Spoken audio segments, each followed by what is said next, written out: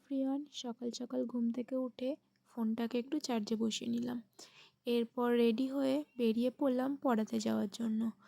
তো রাস্তা দিয়ে আস্তে আস্তে দেখলাম ভালোই কুয়াশা পড়েছিল আর ঠান্ডাও লাগছিল খুব। এদিকে ওরা দরজা খোলেনি, তাই ওদের ফুল গাছগুলো দেখে নিলাম। আর আজকে রাধিকা পড়তে আসেনি, তাই ওরাই পড়ছিল। এরপর ছুটি দিয়ে আমি চলে গেলাম চন্দ্রিমাকে পড়াতে যাওয়ার জন্য। তো এই রাস্তা দিয়ে আস্তে আস্তে দেখলাম রোদ ভালোই উঠে গেছে। আর আজকে কুট্টু এসেছিলো নিচে, ওরা দুজনে একটু গল্প করে নিল।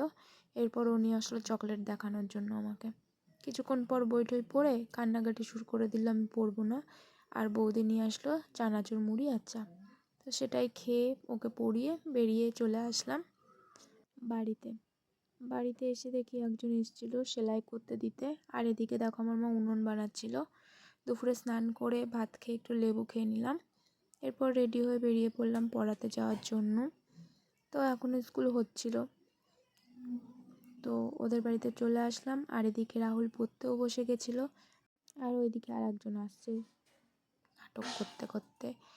তো ওদেরকে ছুটি দিয়ে বাড়ি চলে এসেছিলাম। আজকে যেহেতু একটা বাড়িতে নেমন্তন্ন ছিল কালী পুজোর, তো সেখানে গিয়ে মায়ের দর্শন করে বসে পড়লাম খেতে।